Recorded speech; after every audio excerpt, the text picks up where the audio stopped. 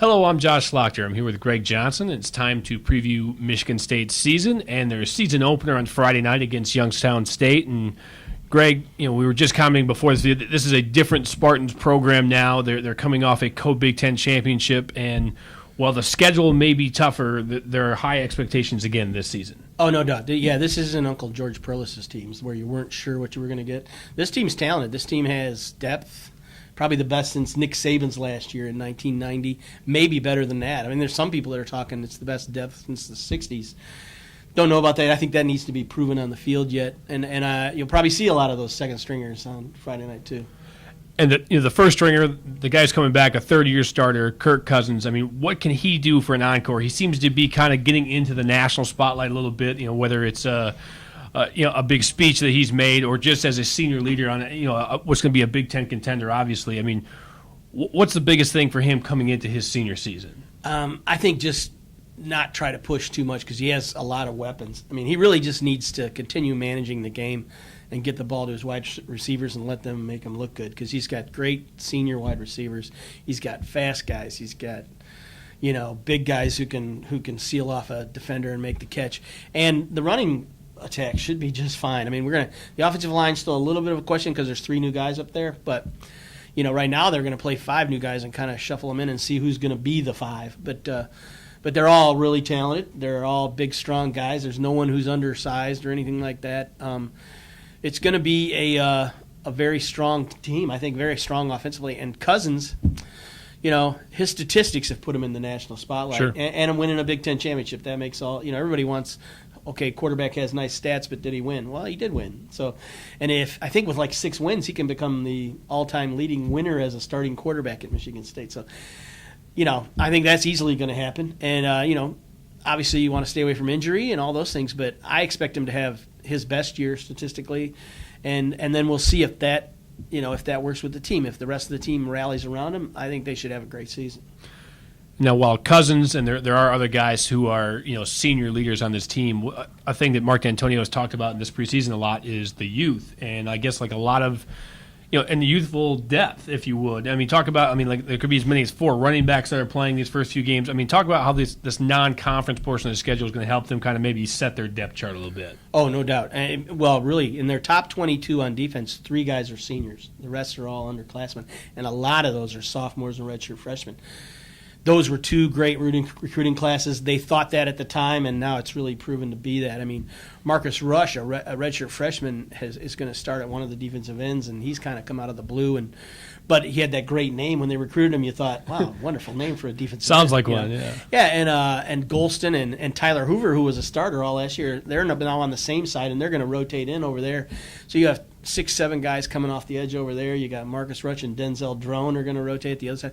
There's just a lot of youth and a lot of really quality youth. And even offensively, 2 of the guys who are probably going to win the offensive line spots are redshirt freshmen. And there's a JC transfer in there. They're just young, and which is kind of surprising. But then they have some key seniors dotted in here, especially at the wide receiver. But then the backup wide receivers are all really young and really talented and pressing the seniors. So, they don't have to worry about having enough people to play. And I think it's quality. I really think their number 2s could line up Friday night, and Youngstown State would still be a little overwhelmed.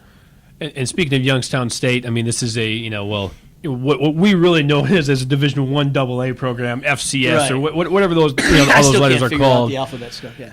But the Penguins here, this is Jim Tressel used to coach there, Mark D'Antonio used to coach there, Narduzzi used to coach there. There's some links to this program, but give me a little preview of what the team itself is going to bring to Spartan Stadium on Friday. Well, they run the spread, which is can be an equalizer if you have great skill athletes. I know their quarterback's good. He was like the freshman of the year in the Missouri Valley Football Conference. He was, he apparently can throw and run a little bit. His stats weren't bad. He didn't throw too many interceptions. I think he had 8 and 12 touchdown passes. So, he's capable, obviously. So they'll make some plays. Supposedly the wide receivers are pretty talented, and so there'll be some one-on-one matchups. But that's also where Michigan State's going to be pretty strong with athletes, is in the defensive backfield, and they have a couple seniors back there, and so I think the advantage is still Michigan State's favor there.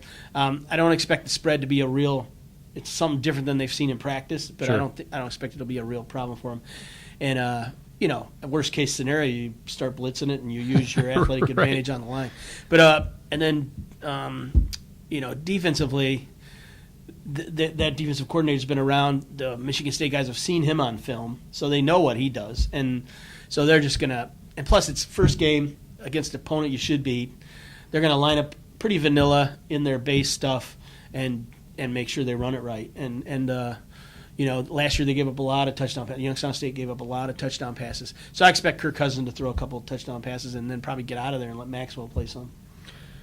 Now, while we all expect, Michigan State to, comfortably handle Youngstown State on Friday, what do you expect from them this season in terms of record? I know you've written this column, but kind of, take us down the road where you think this could be, maybe a 9-3 team, 9-3 season shaping up, and why it would. Well, I think that I really think it's a really good team and a better team. Maybe than last year. Athletic than last year. Now, the schedule, better though. Team chemistry-wise, better team, playing together, doing things in the fourth quarter. Not sure yet. They have to do that on the field.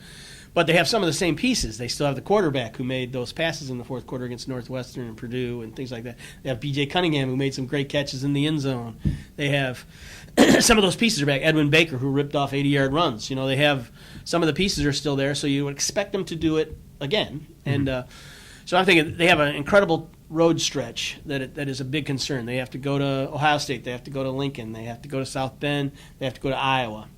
And we all know what happened at Iowa last year. So I was thinking they, with the talent and stuff they have, they always win a game you don't expect them to. They always lose a game you don't expect them to. So I'm saying 2-2 in that stretch. Sure. 1-1 in the other stretch, which is Wisconsin at home or Michigan at home. Rivalry game. Wisconsin's playing loaded. They're another team that's in the Big Ten that's going to fight for the title. Them, Nebraska, and Michigan State, I think. But and Iowa. I really think there's 4 teams that have a great shot. And so I'm thinking 1-1 in there. So that gives you your 3 losses, and then they win the rest. They're gonna, But that's also, that's counting on them winning all their home games except one maybe, and beating Michigan for a 4th time in a row. But I think they should do that. They really have the advantage in personnel right now and in the recruiting and everything. Now that's might be switching with Brady Hoke, but it hasn't switched yet. And those freshmen that he's going to sign in February don't help this game. They will not play this year. No. So, okay, Greg, great stuff. And we'll be back next week to preview the game against Florida Atlantic.